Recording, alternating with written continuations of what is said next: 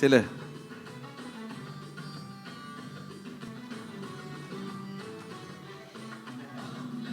Masya Allah. Masya Allah.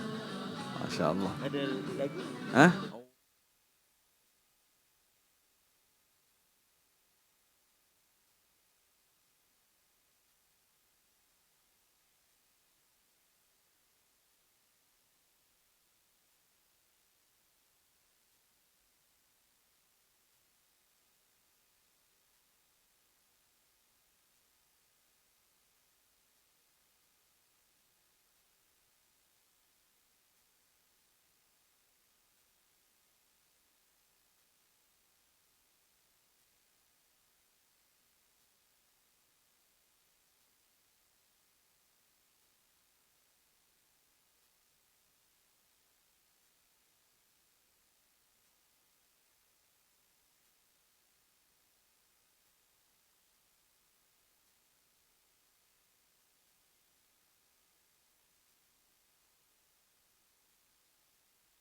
Di je lah nak duduk.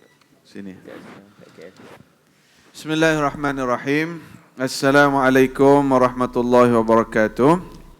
Salam. Alhamdulillahi rabbil alamin. Wassalatu wassalamu ala rasulihil amin wa ala alihi wa sahbihi ajma'in.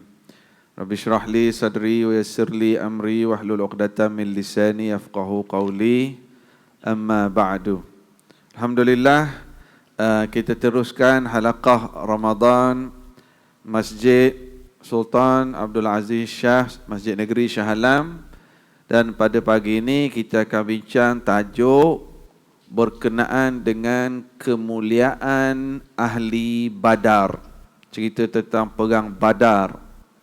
Bersesuaian dengan panel jemputan kita, cerita bab perang ini, Ustaz Jafri Al-Mahmudi merupakan seorang yang berani. Sesuai tajuk perang. Dia berani kalau dia naik motor laju, dia kayuh basikal laju. Dalam bisnes pun dia berani, cebur dalam pelbagai bidang, berani, dan berani yang lain lagi. Jadi alhamdulillah, sesuai kita nak bincang tajuk berkenaan dengan perang Badar. Biasanya 17 Ramadan orang cerita tentang nuzulul Quran. Sangat penting nuzul Quran. Dan juga kita tidak lupa bahawa peristiwa perang Badar juga berlaku pada 17 Ramadan. Jadi saya rasa tak nak rugi masa. Ustaz dah bersama kita. Saya persilakan Ustaz Jafri untuk mulakan bicara kita berkenaan dengan kemuliaan ahli Badar ni. Fadhal Ustaz. Bismillahirrahmanirrahim. Assalamualaikum warahmatullahi wabarakatuh. Waalaikumsalam warahmatullahi. Alhamdulillahirabbil alamin wal aqibatu lil muttaqin wa bihi nasta'in ala umuri dunya waddin. Asyhadu an la ilaha illallah wa asyhadu anna sayyidana Muhammadan abduhu wa rasuluhu. Allahumma salli wa sallim ala habibil karim sayyidina Mustafa sallallahu alaihi wasallam wa ala alihi wa ashabihi wa man tabi'ahum bi ihsanin ila yaumiddin. Amma ba'd. Yang saya hormati Al-Fadil. Ini Ustaz. Biar saya boleh letak tu Ustaz. Tak, biar jelas. Ada rakam tengah tu. Tak. Biar jelas. Letaklah rakam Ramadan tu saja. Kita duduk belah ni. Alhamdulillah, salli ala Sayyidina Muhammad. Yang saya hormati seluruh ahli kuasa salli Sayyidina pentadbir masjid, salli ala Sayyidina Muhammad. Seterusnya tuan-tuan puan-puan sedang hadirin dan hadirat sekalian, alhamdulillah. Selalu ana duduk mai kuliah kat sini 7-8 orang aja, hari ni ramai. Ya Allah, Ramadan. Bukan pasal ustaz lah. Dia tak pergi pasar hari ni. Tumpang syafaat. Baik, alhamdulillah, saya Muhammad. Dan semalam, hari ni hari ke-18 kan? Masya-Allah. Semalam ni sallallahu alaihi wasallam, selain daripada kita memperingati kisah nuzulul Quran, ada satu peristiwa besar yang berlaku sallallahu alaihi wasallam kepada junjungan besar Nabi kita Muhammad sallallahu alaihi wasallam dengan para sahabat baginda Rasul sallallahu alaihi wasallam. Pada tahun kedua Hijrah, tahun yang sama turunnya perintah untuk berpuasa, tahun yang sama juga berlaku satu peristiwa yang namanya Badar Al-Kubra. Sallallahu alaihi Muhammad. Perang Badar yang besar. Badar Al-Kubra. Sallallahu alaihi Muhammad. Bila Nabi SAW dengar adanya sallallahu alaihi Muhammad kumpulan ataupun kafilah dagang yang dipimpin oleh sallallahu alaihi Muhammad Abu Sufyan bin Harb yang membawa harta ataupun barang-barang hasil daripada perdagangan di Syam untuk dibawa balik ke Mekah. Pasal apa yang Nabi SAW nak pi sekat kafilah dagang tersebut? Sebab nak kembalikan harta yang dirampas oleh orang-orang musyrikin milik orang-orang Islam yang berhijrah daripada Mekah ke Madinah. Ramai di kalangan sahabat Nabi SAW yang kehilangan harta. Sallallahu alaihi Muhammad. Yang pi selai sepinggang. Antaranya sallallahu alaihi Muhammad Muhammad Suhaib Ar-Rumi radhiyallahu anhu. So kalau kita tengok kisah hijrah sahabat Nabi SAW ni, Allah, pengorbanan yang sangat besar. Besar sungguh pengorbanan ni, Pak. Tuan boleh bayang tak kalau kita yang duduk dekat Shah Alam ni, sallallahu alaihi Muhammad, tiba-tiba nak kena pindah pergi satu tempat. Apa yang kita ada kat sini semua kena tinggal semua. Tinggal semua. Rumah kita kena tinggal, duit dekat dalam bank kita kena tinggal, ada di kalangan mereka anak-anak kena tinggal, keluarga kena tinggal. Lepas tu, tinggal rumah tu, balik, kalau balik boleh balik nanti belum tentu rumah tu jadi hak milik kita. Entah-entah ada orang ambil dah.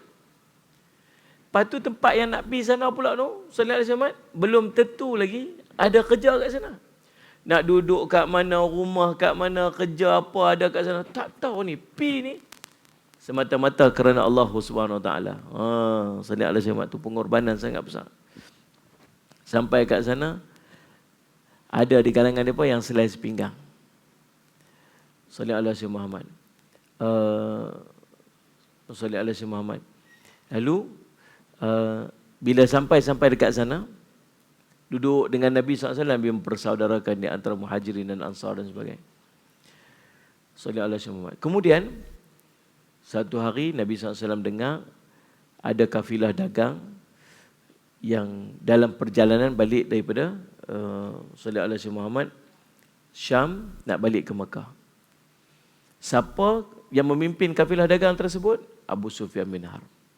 Siapa yang berapa ramai orang yang tolong jaga? Ada lebih kurang sallallahu alaihi Muhammad 70 orang yang tolong jaga sallallahu alaihi Muhammad barang dagangan tersebut.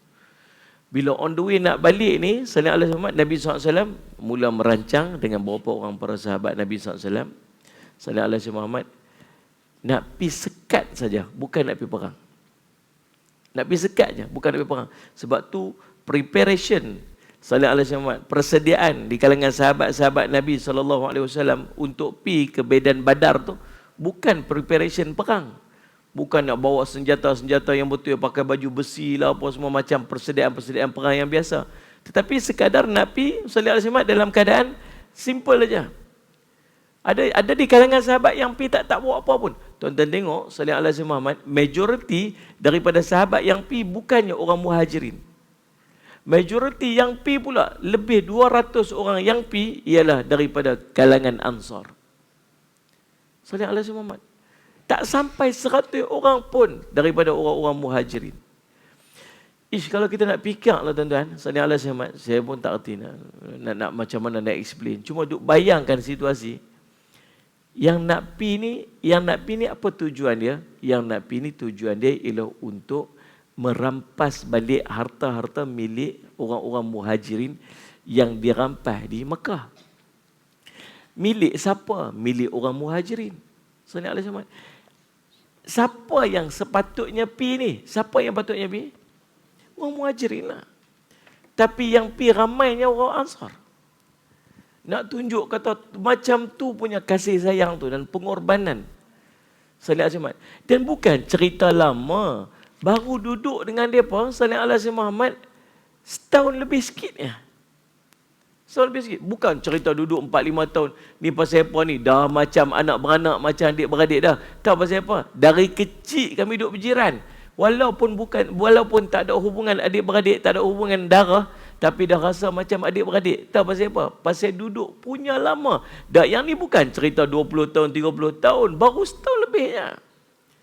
Tapi sanggup untuk pergi. Tak apa, hampa duduk sini, biar kami yang pergi. Itu nak cerita tu, persaudaraan Islam. Sebab itulah duk sebut tuan-tuan selalu pergi kat mana pun. Orang Islam tak payahlah duk gaduh sama-sama orang Islam. Ni sampai tak kira waktu. Bulan puasa pun dia bergaduh, Ustaz. Tuan-tuan tengok tu dekat dalam Facebook. Tengok dekat dalam Instagram. Tengok dekat dalam Telegram ke apa gram yang duduk ada tu. Tiap-tiap hari bergaduh sama-sama orang Islam. Salih Alaihi Muhammad. Kau ni kata kau ni tak betul, kau ni kata kau ni tak betul. Sedih no. Orang Islam cakap apa? Patutnya orang Islam sama Islam macam mana? Wa'tasimu bihablillahi jami'an wa la tafarraqu, Allah sebut. Tu perintah Allah dalam Quran. Dia antara orang Islam dengan orang Islam. Yang tu pun terkait dengan Salih Alaihi Muhammad, orang-orang Ansar. Salih Alaihi Muhammad yang duduk dekat Madinah tu. Kata apa? Wa'tasimu bihablillahi jami'an. Hendaklah kamu berpegang teguh dengan tali Allah, Salih Alaihi Muhammad. Wala tafarraqu. Jangan pecah belah, Allah sebut. Salih Alaihi Muhammad, Nabi SAW sebut apa? La yu'minu ahadukum hatta yuhibba li akhihi ma yuhibbu li nafsihi. Tak sempurna iman saudara kamu hingga dia kasih pada saudara dia sebagaimana dia kasih diri dia sendiri. Ulama syarah, kasih itu macam mana? Nombor satu, apa saja kebaikan yang ada pada diri dia, dia nak kebaikan tu ada pada saudara dia. Dua main mengaji, dapat satu dua ilmu, dia tak berhenti kat dia saja. Nabi beritahu tu, Ustaz Jumat, kat adik-beradik dia yang lain. Paling tidak anak-anak di rumah, paling tidak keluarga kita. Nah, semalam ni Ustaz Salih Alaihi Muhammad Syed Nur Syam beritahu yang ni. Dia nak beritahu pasal apa? Sebab dia nak masuk syurga dengan amalan tersebut. Dia nak dia beradik dia, keluarga dia, sahabat-sahabat dia, saudara Islam dia masuk syurga sama-sama dengan dia juga. Nombor dua, Salih Alaihi Muhammad, apa saja kemaksiatan yang dia tak mau ada dekat dia, dia tak mau juga kemaksiatan tu ada pada saudara-saudara yang lain. Tengok ada orang tak tutup aurat, dia pergi nasihat, bukan sebab dia nak pergi nasihat sebab dia nak tunjuk dia baik. Sebab dia tahu benda tu wajib, nanti akan menyebabkan orang tu nanti kena azab. Dia tak mau orang tu kena azab pasal dia saudara se-Islam. Kalau lagi kita duduk biar, kita duduk tengok ada orang kawan-kawan kita tak tutup aurat, kita tak rasa apa, pun baik pergi dia. Maksudnya kita masih tak sempurna iman lagi lah. Dia tengok kawan dia tidak. Kawan dia tidak. Dia pun picit bau dengar kuliah. Buruk cakap. Tidak. Sebab dia mengantuk. Dia mulai. Picit lagi lena. Sedap. Kan? Kawan duduk tidur. Sedap dia duduk picit. Kawan tu lagi lena. Allahumma salli ala. Nah, yang ketiga apa tuan-tuan? Salih Alaihi Muhammad, kalau dia lihat ada kelemahan-kelemahan dalam urusan ibadatnya, dalam urusan ibadat saudara dia, ada kecacatan, ada kelemahan. Kadang Fatihah baca tak betul, kadang ada benda kelemahan-kelemahan. Maka dia buat apa? Dia Salih Alaihi Muhammad berusaha untuk memperbetulkan. Berusaha untuk perelok. Bukan sebab nak tunjuk dia baik, bukan sebab nak tunjuk dia bagus. Sebab dia tak mau nanti kawan dia tu semayangnya tak sah. Tapi kita pula macam apa, Ustaz? Macam ni, tengok kawan kita semayang tak betul, kita pun bagi tahu kat kawan kita yang lain. Tengok dia tu semayang pun tak betul. Lepas tu ambil video pula, buat live pula kan. Ambil rakam video pula, post pula dekat dalam hantar pula kat grup WhatsApp. Tengok dia ni cara semayang lagu apa. Tentulah kita Salih Muhammad. Buat macam tu bukan dia selesai masalah kawan tu pun. Bukan dengan kita hantar ke dalam grup WhatsApp tu, tiba-tiba kawan tulis semayang betul kan? Dan yang keempat, apa sahaja yang kita harapkan saudara se-Islam kita buat kepada kita, maka kita juga buat kepada dia. Dan apa sahaja yang kita tak mau saudara se-Islam kita buat dekat kita, maka kita tak mau buat pada kawan kita. Contoh, kita suka bila orang jumpa kita senyum. Kita senyumlah dekat orang. Waktu kita susah, kita harap orang tolong kita. Waktu orang susah, Salih Muhammad, kita tolong orang. Macam itulah persaudaraan dalam Islam. Tak patut orang Islam duk bergaduh. Tak patut sungguh. Semayang menghadap Tuhan yang sama. Baca Quran yang sama. Salih Alaihi Muhammad. Mai bulan puasa, puasa sama-sama. Mai buka puasa, tunggu time, sama tunggu time. Tak lari seminit pun. Saya Muhammad. Tunggu semua standby kurma, semua sama standby kurma. Allah masuk on time, tepat waktu. Sama. Buka puasa sama, keluar masjid bergaduh. Pelik kita ni. Pergi haji tempat yang sama. Orang Islam tak patut bergaduh. Tapi subhanallah, tuan-tuan tengok orang Islam sangat suka bergaduh. Ya Allah Rabbi Sesmat. Tuan-tuan yang sekalian Sesmat. Jadi bila duduk dalam keadaan situasi macam tu, orang-orang muhajirin ni, Sayyid Muhammad duduk dalam keadaan yang susah. Selai sepinggang ada di kalangan mereka. Ada yang terpaksa meninggalkan keluarga mereka. Dan tuan-tuan tahu tak kisah Ummu Salamah dan Abu Salamah? Ummu Salamah dan Abu Salamah ni tuan-tuan, dia ada anak. Tuan-tuan tahu tak anak dia nama apa? Nama Salamah lah. Dan bapa dia nama Abu Salamah, mak dia nama Ummu Salamah, anak dia nama Salamah. Waktu depa nak hijrah keluar, depa suami isteri.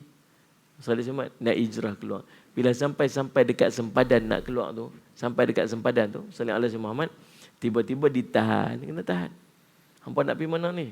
Nak pergi ke Madinah. Lalu dia kata, keluarga tahu tak? Keluarga tak tahu. Panggil keluarga Abu Salamah mai, panggil keluarga Ummu Salamah mai. Bila berjumpa aja di kalangan adik-beradik depa ni, keluarga depa ni keluarga besan lah dia panggil ni kan. Orang besan ni.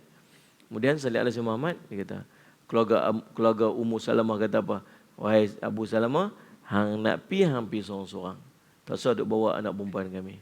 Ni anak perempuan kami ni, kami bela daripada kecil. Nak bawa pergi, nak pergi seorang-seorang. Abu Salamah pun kata kat isteri dia, macam mana ni? Isteri dia kata apa? Tak apalah abang, pergilah dulu. Nanti saya follow kat belakang.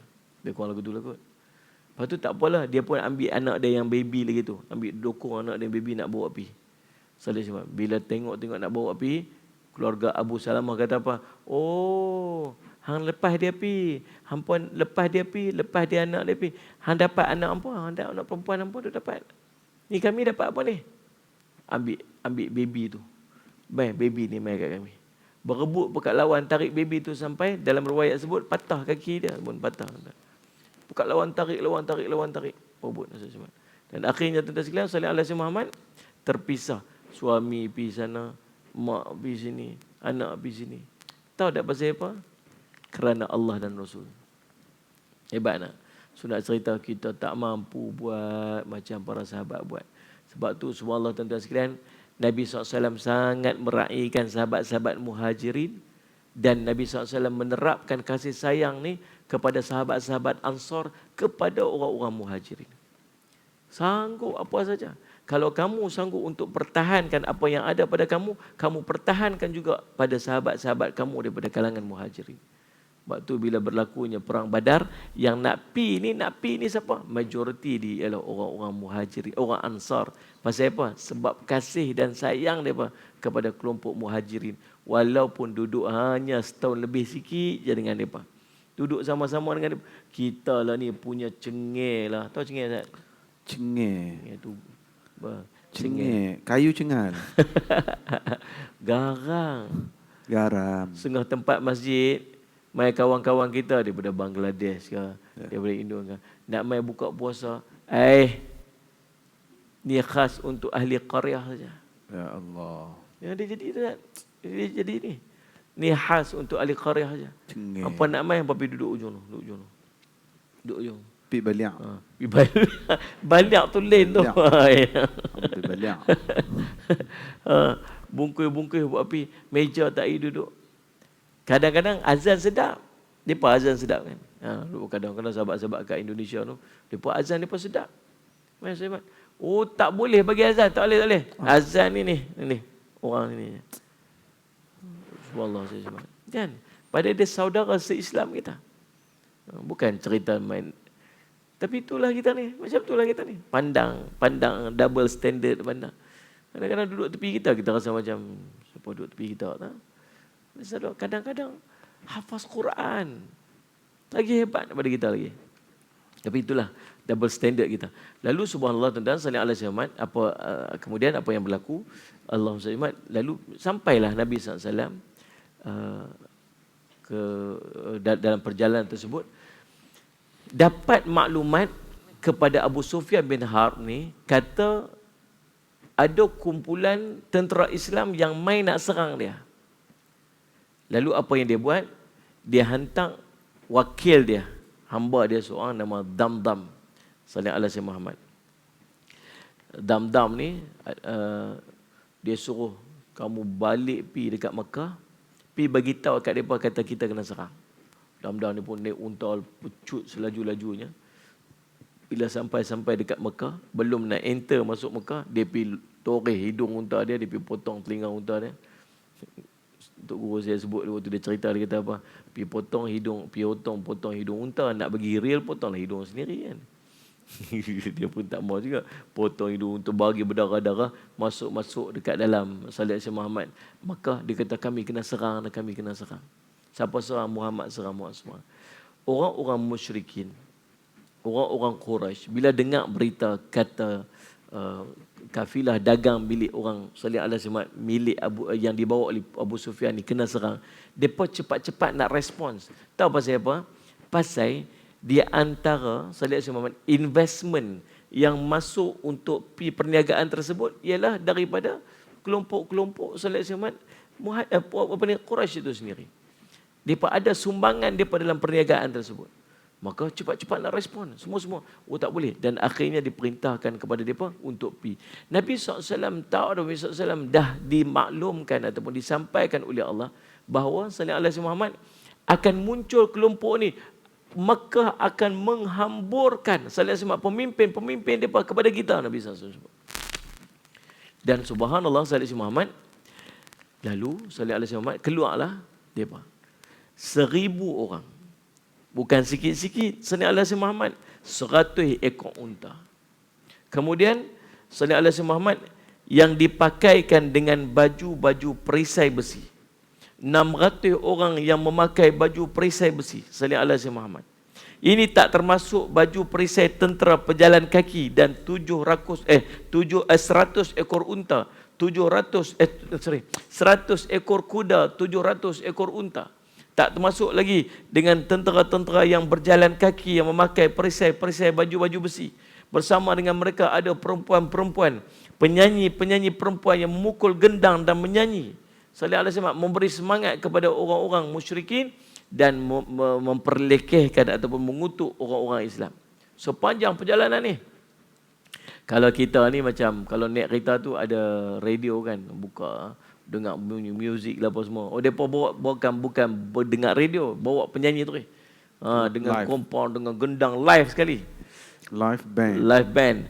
Dan end up je tuan-tuan, sallallahu alaihi Muhammad bila sampai ke satu tempat, sallallahu alaihi Muhammad berjumpa lah dengan Abu Sufyan. Berjumpa. Abu Sufyan bila dia dengar kata tentera Islam nak mai kat dia, dia tak pi ikut jalan biasa dah. Dia mula ikut, dia dah divert jalan dia masuk ke arah sallallahu alaihi Muhammad jalan pantai, jalan laut. Jadi tak bertemu lah dengan kelompok Nabi SAW ni. Bila ikut jalan laut, end up-nya berjumpa dengan grup 1,000 orang yang nak mai perang dengan Nabi sallallahu alaihi Muhammad. Bila berjumpa, habis barang dagangan selamat, benda yang depa nak pi bermatlamatkan kepada peperangan sebab diserang pun tak betul. So patut buat apa? Jom balik. Balik Mekah. Berapa kali nak balik ni? Perang pun tak perlu dah. Tak balik lagi. Balik. Kan Ustaz? Patut balik. Tapi apa buat? Disebabkan kesombongan dan takdir Allah. Dan memang penentuan takdir Allah bahawa mereka akan dirosakkan, dia akan dihancurkan dalam perang Badar. Dan subhanallah dia berkata apa? Kita akan terus ke Badar, kita akan terus ke sana, kita akan berkampung dekat sana 3 hari 3 malam, kita akan bersorak, kita akan berpesta, kita akan minum arak, kita nak tunjuk kekuatan dan kehebatan kita kepada Muhammad dan tentera-tentera dia.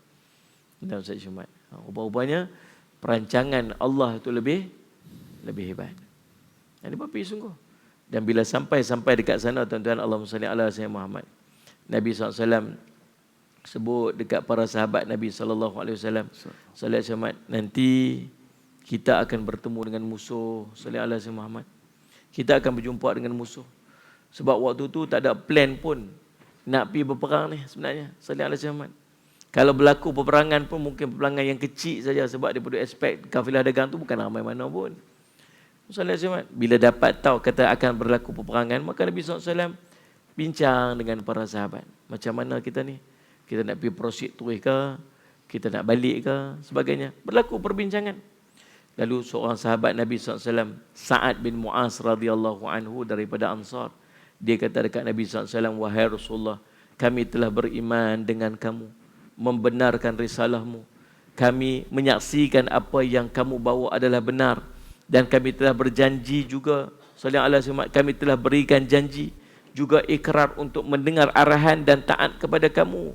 Oleh itu, wahai Rasulullah sallallahu alaihi wasallam, teruskanlah apa yang kamu mahu. Kami akan tetap bersama dengan kamu. Demi Tuhan yang mengutus kamu dengan kebenaran. Kalau kamu bentangkan kepada kami laut ini, nescaya kami akan mengharunginya bersama dengan kamu. Tiada ada seorang pun daripada kami yang akan tercicir. Kami tidak benci untuk bertemu dengan musuh kami esok.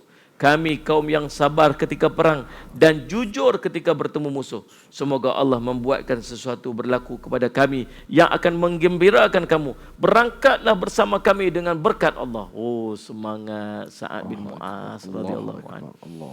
Bila Nabi SAW dengar macam tu, Nabi SAW rasa gembira. Seronok hati Nabi SAW, lega hati Nabi. Lalu Nabi SAW kata apa? Siru ala barakatillah.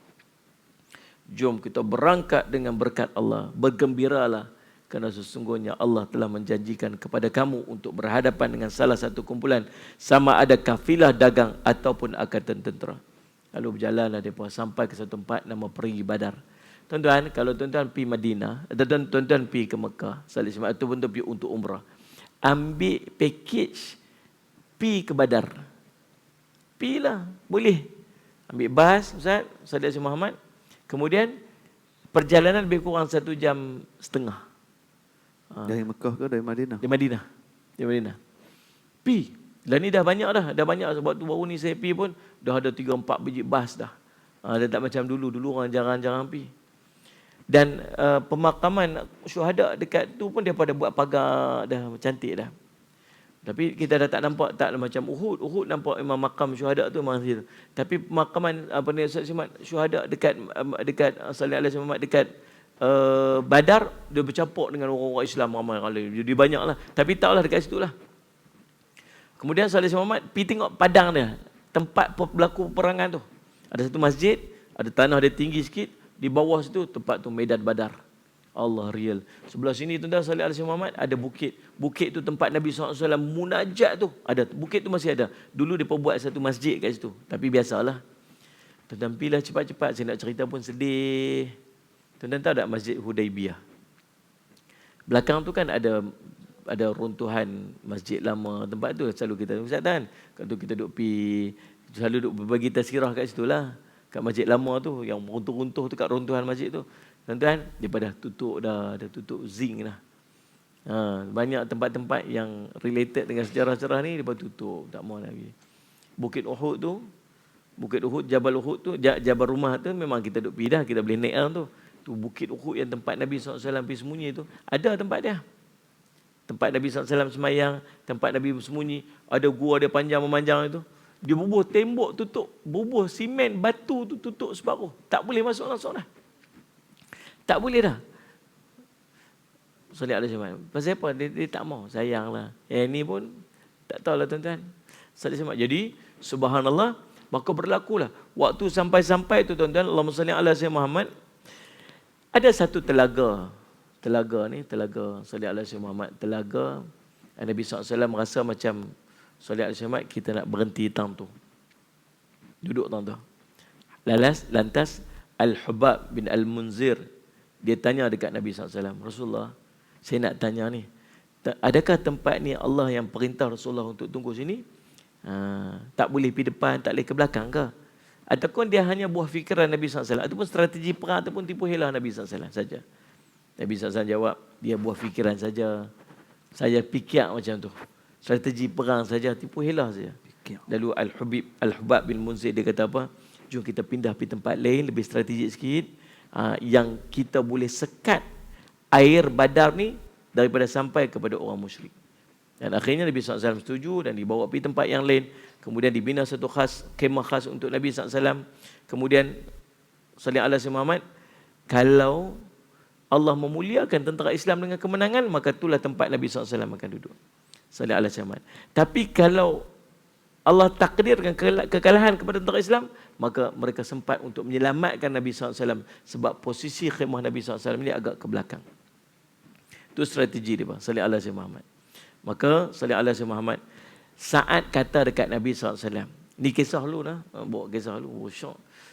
Sa'ad berkata kepada Nabi SAW, wahai Rasulullah, sebahagian orang Islam tak mai sama-sama dengan kita, tak hadir bersama dengan kita. Wahai Nabi Allah, ini bukanlah bererti cinta kami terhadapmu lebih hebat berbanding mereka. Jika mereka tahu kamu akan berperang, nescaya mereka tidak akan tercicir untuk turut serta bersama dengan kamu. Tengok seorang pemimpin, tengok seorang mukmin. Tahu dia kata apa kat Nabi? Ni kita ada 313 orang je. Yang nak mai jumpa 1,000 orang tu. Entah berapa tak tahu lagi, tak bertemu lagi. Tapi jumlah mereka tahu kata lebih besar lagi. Tahu tak Sa'ad bin Mu'az kata apa? Dia pemimpin lah, dia pemimpin daripada kabilah-kabilah yang duduk dekat dalam Madinah. Dia kata, Rasulullah, yang mai kami ni sikit je. Yang mai ikut Rasulullah ni sikit je. Ramai yang teringin nak mai. Tapi mereka tak mai. Tahu pasal apa? Mereka tak tahu kata nak perang. Kalau mereka tahu kata nak perang, mesti mereka mai lagi ramai. Tahu tak apa tujuan dia tu? Tak mau memperlekehkan sahabat-sahabat yang tak ikut serta. Kalau kita kata apa? Rasulullah, tinggal kami je, tengoklah kami ni. Dia orang tak mai. Mereka tu Tidur je kat kerja rumah. lain. Kerja lain aja. Macam kita lah kadang duduk main masjid kan. Kata, Ustaz, yang ni lah, yang lain-lain tu bukan nak main. Beli baju Buat raya bila? semua. Beli baju raya. Orang main terawih, mereka culas. Orang pergi terawih, mereka pergi. Orang cari malam 1000 bulan. Apa je? Malam Al-Qadar, dia pergi cari Lailatul Qamar. Macam perli je. Kan? Tengok macam mana. Bila kita duduk baca, kita duduk bayang tau. Macam mana dia punya pemikiran dia, hati dia, kasih sayang dia. Ya Allah, Rabbi. Subhanallah, hebat. Dia tolong cover pula yang tak Tolong datang. cover pula, tolong backup pula. Supaya nanti kalau Rasulullah balik, Rasulullah takkanlah bersangka macam tu. Tapi kalau balik berjumpa dengan sahabat yang tak pi perang tu, tak ada rasa pun pada hati Nabi SAW. Dan tak ada rasa pun pada hati sahabat-sahabat yang lain, yang 313 yang duduk dengan Nabi SAW. Tak ada pun nak pandang serong dekat sahabat-sahabat yang tak pi perang tu. Kami tahu, kamu akan pi kalau tahu kata perang. Tapi kamu tak tahu kata perang, sebab tu kamu tak pi. Allahu Akbar. Lalu Nabi SAW pun mendoakan kebaikan untuk Sa'ad bin Mu'az. Kemudian baginda memerintahkan agar dibina satu khemah untuk baginda. Kemudian orang Islam bertembunglah di antara orang Islam dan orang musyrik. Nabi SAW meluruskan barisan orang Islam, membakar semangat mereka untuk perang dan memotivasikan mereka untuk mati syahid. Demi walladhi nafsi biyadih, kata Nabi SAW, demi Tuhan yang jiwaku dalam genggamannya, siapa yang memerangi mereka ini pada hari ini, kemudian dia terbunuh dalam keadaan kesabaran dan ikhlas, terus maju dan tidak lari daripada medan pertempuran, pasti Allah akan memasukkan dia ke dalam syurga. Allah. Sahabat bila dengar kata Nabi SAW tu, lagi semangat ni. Siapa keluar perang, ikhlas kerana Allah SWT, sabar, dia mati dia syurga dia. Nabi SAW cakap, kita cakap belum tentu lagi, Ustaz saya cakap jangan percaya sangat. Kita cakap tuan-tuan sekalian, tapi Nabi cakap. Sahabat-sahabat tuan-tuan, kalau luka, kalau parah, Nabi sebut satu perkataannya, semangat. Lelaki ini akan bersama dengan aku dalam syurga. Ya Allah. Sallallahu alaihi wasallam. Tuan-tuan, lalu tahu apa Nabi buat? Nabi naik atas bukit tu, tempat tinggi tu. Nabi mula angkat tangan. Sayyidina Abu Bakar duduk dengan Nabi SAW. Sa'ad bin Mu'az duduk kawai. Sayyidina Abu Bakar duduk dengan Nabi. Sa'ad bin Mu'az duduk protect. Jaga-jaga. Lalu Nabi SAW pun angkat tangan. Sallallahu alaihi wasallam. Ya Allah, Aku menagih janji dan jaminan-Mu, Ya Allah. Ya Allah, jika Engkau binasakan kami ini pada hari ini, Ya Allah, salli alaihi Muhammad, maka tak ada lagi orang yang akan menyembah-Mu di muka bumi ini.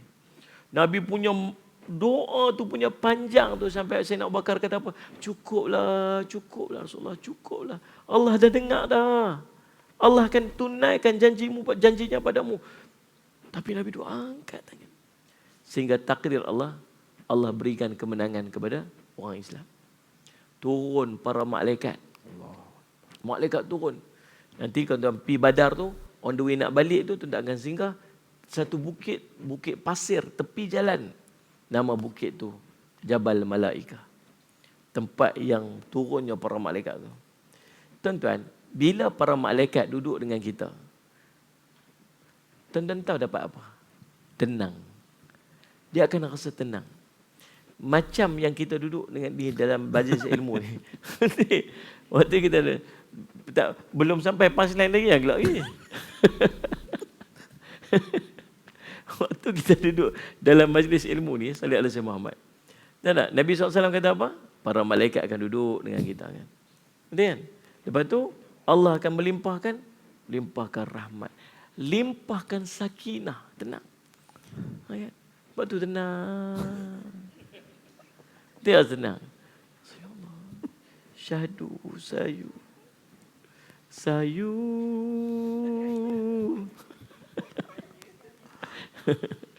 Lena semua sedap, tenang. Dia di rumah tak macam tu. Ada seorang tu dia cerita kat sahabat saya. Dia kata, Ustaz saya ni penyakit apa? Dia panggil insomnia. Tahu insomnia? Insomnia. Dia tak boleh lena, malam-malam tak boleh tidur. Lepas tu kawan saya kata, minta maaf lah pakcik, saya duduk tengok kalau duduk dalam kuliah pakcik duduk lena elok. Dia kata, Ustaz, dalam kuliah je saya boleh lena, Ustaz. Di rumah tak boleh lena, dalam kuliah boleh lena. Kadang-kadang dia tenang, barakah, tempat berkat. Tuan-tuan, bila para malaikat duduk dengan kita, tahu apa? Nombor satu, tenang. Memang tenang. Memang jiwa kita akan jadi tenang. Bila jiwa tenang, tahu apa jadi? Keputusan yang kita buat itu akan lebih teratur dan lebih tepat. Betul tak? Bila tuan-tuan marah, malaikat duduk dengan tuan-tuan tak? Tak. Siapa yang main duduk dengan tuan? Syaitan. Sebab tu kita akan mula melontarkan perkataan-perkataan yang akhirnya kita akan menyesal. Sayyidina Abu Bakar radhiyallahu anhu satu hari duduk dengan Nabi sallallahu alaihi wasallam. Tahu-tahu ada mai seorang lelaki, orang Penang kata hamput. Memang kata kau ya. Bagi cukup-cukupnya perempuan kata dekat dia. Kata dekat Sayyidina Abu Bakar radhiyallahu anhu. Sayyidina Abu Bakar diam je, tak kata apa, duduk senyap aja. Sampai tak orang kampung saya kata being human. Ini manusia sampai tu dia tak boleh sabar. Dia bangun, dia bukan nak pertahan apa, dia nak kata orang tu kata dia tak betul je. Bila dia bangun saja, Nabi SAW pun bangun, Nabi SAW pun pergi.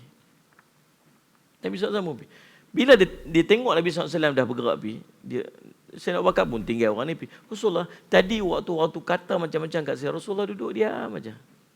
Tapi bila saya bangkit nak bertahan saya aja, Rasulullah dah bangun. Pasal apa Rasulullah? Dia kata, kamu tak tahu tadi waktu dia duduk maki hamun kamu, para malaikat duduk tu, semua pertahankan kamu. Apa penghinaan yang dia kata kamu, malaikat tu kata balik kat dia.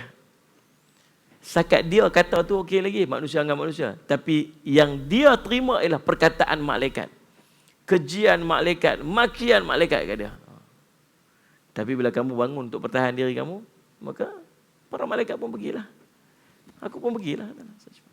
Itu ada time-time kita kadang-kadang kita diam lebih. Tambah-tambah kami geng-geng yang kita duk pergi ceramah merata ni, apa orang tak kata. Ustaz Syed okey lah ni. Bagus dah, orang tak pernah kata kat dia. Siapa Ustaz Syed Nur Hisham? Ui, baguslah dia tu. Semua bukan nak berebut nak buat calon menantu. Dia yang tak berani tu. Kena juga. Kena juga. Alah sekali-sekala. Bukan selalu. Sebelum balik kena juga. Banyak kena juga. Jadi subhanallah, biasalah. Kadang-kadang tahu, Duduk diam-diam. Start marah saja, dah start nak ni, syaitan akan mai, syaitan akan provoke. Sebab tu Nabi suruh buat apa? Kata a'udzubillahi minasyaitanirrajim. Dua orang tengah bergaduh sampai naik urat-urat leher dia ni, sampai merah muka dia. Nabi SAW kata apa? Kalau dia tahu satu perkataan dan saya reda kemarahan dia. Apa dia? A'udzubillahi minasyaitanirrajim. Para malaikat duduk dengan para sahabat. Maka apa jadi? Tenang para sahabat dan dapat buat keputusan yang sangat baik. Tapi dia ada side sana tu. Syaitan duduk dengan mereka. Syaitan duduk dengan mereka. Maka kemarahan melonjak. Saya semat. Rasa ego, rasa besar diri, rasa hebat, rasa dahsyat duduk dengan mereka. Akhirnya banyak keputusan, kesilapan dalam keputusan yang berlaku. Endingnya Allah berikan kemenangan kepada tentera Islam. 70 daripada orang-orang musyrikin terbunuh, termasuk kepimpinan utama mereka. Abu Jahal terbunuh di situ. Abu Lahab tak mai. Dia MC. Sakit. Tapi hantar wakil pi. Sallallahu alaihi wasallam. Tapi dia juga mati. Disebabkan tekanan, disebabkan pressure, disebabkan apa semua tak boleh terima keadaan. Akhirnya dia pun mati juga. Sallallahu alaihi wasallam. Dan semua Allah sallallahu alaihi wasallam Muhammad ada ditawan, ada di kalangan mereka yang ditawan 70 orang. Dan sallallahu alaihi wasallam orang Rasulullah Nabi SAW suruh orang yang terbunuh itu dikebumikan dan sebagainya. Dan sallallahu alaihi wasallam Muhammad tawanan pula Sayyidina Umar cadang untuk dibunuh. Sayyidina Abu Bakar pula Sayyidina cadang supaya mereka menebus diri mereka. Nabi SAW terima cadangan Sayyidina Abu Bakar dan orang musyrik telah menebus tawanan mereka dengan harta. Ustaz Syamad. Ustaz Syamad panjang lagi kisah-kisahnya, ada hikmah yang terkandung di sebaliknya. Kelebihan-kelebihan dimiliki oleh para sahabat yang disebut sebagai Ahlul Badar. Tapi nak dengar juga sikit daripada Ustaz Said. Ustaz Said takkan intro sikit sangatnya. Tak boleh aku tu. Kita pun tunggu Ustaz berhenti. Tu cerita dia. Tapi sirah ni payah nak mencelah Ustaz. Betul. Bila topik sejarah, kalau macam topik kelebihan Quran ni kita anak saya ni boleh mencelah. Bila Ustaz cerita sirah, kita tak boleh mencelah. Dia akan ganggu flow tu. Cuma bila Ustaz sebut tentang mengantuk tadi tu Ustaz. Mengantuk. Sebenarnya memang dalam Al-Quran ada sebut. Ya. Itu adalah salah satu bentuk tentera Allah. Dalam surah Al-Anfal ayat nombor 11. إذ يغشيكم النعاس أمنة منه وينزل عليكم من السماء ماء ليطهركم به ويذهب عنكم رجز الشيطان وليربط على قلوبكم ويثبت به الأقدام. Surah Al-Anfal ayat nombor 11 yang Ustaz sebut tentang mengantuk tadi. Dalam perang ni, sebab sahabat 300 orang lebih nak berhadapan dengan 1000, dia orang pun biasa manusia rasa takut. Peperangan pun pengalaman kali pertama takut. Jadi tentera Allah yang pertama, Allah hantar rasa mengantuk. Malam tu duk berjaga esok nak pegang pedang ni. Sehingga ada yang terjatuh pedang sebab mengantuk. Tujuannya bila mengantuk, dia hilang rasa berdebar tu. Menghilang rasa debar. Hingga ada sahabat kata terjatuh pedang. Sebab tertidur masa duk berjaga malam. Satu. Wa yunazzilu alaikum ma'an. Lalu lepas mengantuk Allah hantar tentera hujan. Ini tentera Allah. Dalam perang mengantuk itu tentera Allah. Kalau dalam kuliah mengantuk itu tentera tentera syaitan. Air pula. Dan bab air ni Allah Ta'ala sebut dalam ayat nombor 11 tadi surah Al-Anfal. Liutahhirakum bih. Untuk mensucikan kamu. Wa yudhiba ankum rijzas syaitan, menghilangkan gangguan syaitan, debaran tadi. Wa liyarbita ala qulubikum wa yuthabbita bihi al-aqdam. Tentera Allah juga hujan. Hujan ni tujuannya dekat kawasan tentera Islam, pasir bila air hujan turun dia akan jadi apa? Lembut. Pasir tak pasir bila air turun dia akan jadi mampak kejap. Jadi kaki tak jereluh. Ya. Jadi tak letih sangat kaki. Hujan yang turun di kawasan musuh menyebabkan becak, susah pergerakan. Pertolongan Allah. Hujan, orang yang berdebar-debar bila kena air, berdebar kan jantung kita, adrenalin kita kan. Jadi bila kena air hujan dia tenang. Dan satu lagi Allah Ta'ala sebut liyutahhirakum, untuk mensucikan kamu. Dalam tafsir Qurtubi menyebut kenapa Allah Ta'ala kata turunkan hujan menyucikan kamu, kerana ada sahabat malam yang tertidur tu esok nak perang Badar, ada yang dalam tidurnya bermimpi jumpa bidadari syurga, ganjaran mati syahid dalam mimpi itu sehingga dia kena mandi wajib. Dalam tafsir Qurtubi sebut ada sahabat yang bermimpi jumpa bidadari esok nak perang sehingga dia kena mandi wajib. Jadi hujan turun tu dia mandi wajib kan. Liutahhirakum bi, ayat Quran sebut. Berita gembira awal kelebihan orang yang gugur syahid. Dan banyak lagi Ustaz cerita dah tadi. Sebenarnya banyak pengajaran dalam perang Badar ni, cuma masa kita terhad. Masa kita terhad sampai pukul 10.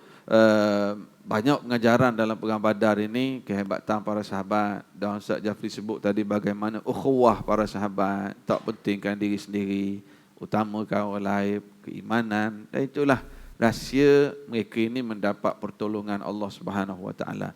Mungkin Ustaz boleh buat sedikit kesimpulan, kita ada masa lagi sikit Ustaz buat kesimpulan tentang perang Badar ni. Menarik apa yang Ustaz kongsi tadi. Sila Ustaz. Sahabat-sahabat yang mengikuti peperangan Badar itu, Salih Muhammad, yang pertamanya keimanan mereka yang begitu teguh kepada Nabi sallallahu alaihi wasallam. Kita tak boleh nak bayang Salih alaihi Muhammad dalam keadaan memang tak ada langsung preparation untuk berperang, tiba-tiba nak kena perang. Maka Allah meraihkan sahabat-sahabat yang mengikuti Badar ni. Maka kelebihan keutamaan mereka, tuan-tuan, yang pertamanya ialah Salih alaihi Muhammad, mereka merupakan diiktiraf oleh Nabi SAW sebagai umat yang paling baik atau umat yang terbaik. Salih Muhammad, hadis riwayat Al-Bukhari menceritakan bahawa Salih Muhammad seorang sahabat yang pernah ikut daripada perang Badar, Rifa'ah radhiyallahu anhu, mengatakan bahawa Jibril alaihissalam mendatangi Nabi SAW bertanya, bagaimana kamu memandang orang-orang yang ikut serta dalam perang Badar? Maka Nabi SAW menjawab, mereka termasuk kaum muslimin yang terbaik. Atau kalimat seperti itu juga Jibril alaihissalam mengatakan, begitu juga para malaikat yang ikut serta dalam perang Badar. Orang mukmin, orang Islam yang pergi perang Badar pun diiktiraf sebagai mukmin yang paling baik. Hatta bukan sekadar orang Islam, bukan sekadar orang, malaikat yang ikut dalam perang Badar pun diiktiraf sebagai di kalangan mereka yang terbaik. Subhanallah, Sayyidina Muhammad. Allahumma salli ala Sayyidina Muhammad, tuan-tuan.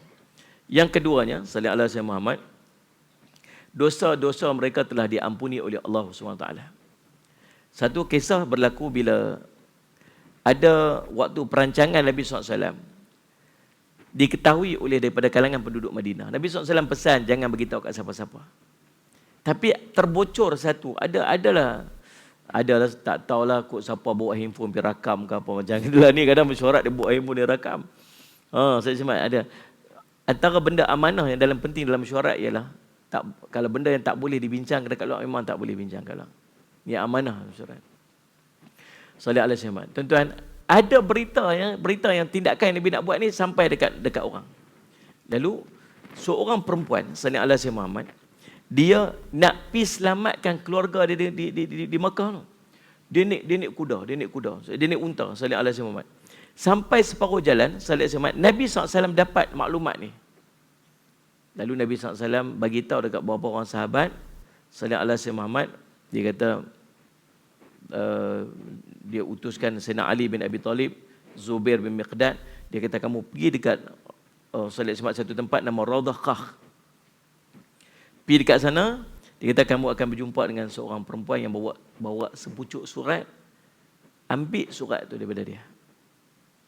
Lalu dia pun naik kuda sekencang mungkin, dia berkata sampai kat sana dia pun jumpa perempuan tersebut. Dia kata keluarkan surat yang kamu bawa tu.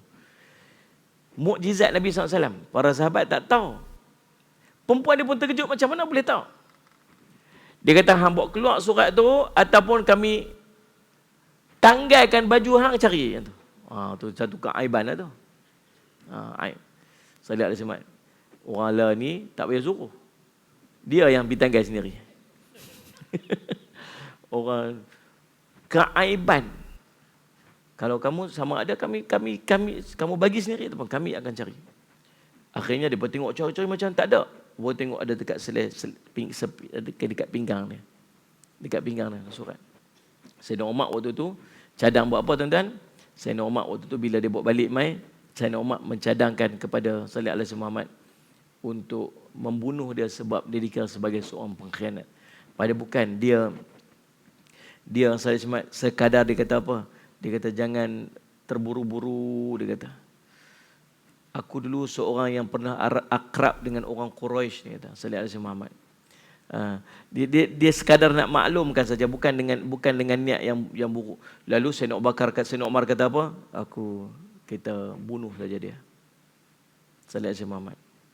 Lalu Nabi SAW kata apa? Nabi kata apa? Sesungguhnya dia telah ikut serta dalam perang Badar. Dan kamu tidak tahu, barangkali Allah telah melihat kepada para sahabat. Barangkali kamu tak tahu, Salih alaihi Muhammad kata, Allah telah melihat kepada para sahabat yang ikut serta dalam perang Badar. Lalu berfirman, perbuatlah sesuka kamu kerana sungguhnya aku telah mengampuni kamu. Allah telah mengampunkan tentera Badar, dan kisah tentang pengampunan tentera Badar ini Allah sebut dalam surah Al-Mumtahanah ayat keempat. Salih alaihi Muhammad. Ayat pertama. Kemudian Allah salli alaihi wasallam yang berikutnya, apa kelebihan mereka? Mereka termasuk daripada kalangan ahli syurga Allah SWT. Anas bin Malik radhiyallahu anhu menceritakan bahawa Harisah bin Suraqah gugur syahid dalam perang Badar. Kemudian ketika Nabi SAW kembali ke Madinah, ibu Harithah datang menghadap Nabi SAW dan mengatakan, wahai Rasulullah SAW, anda tahu tak, kamu tahu tak Rasulullah, kedudukan Harithah dalam diri aku ni, kalau dia berada dalam syurga, saya akan sabar dan saya akan tabah.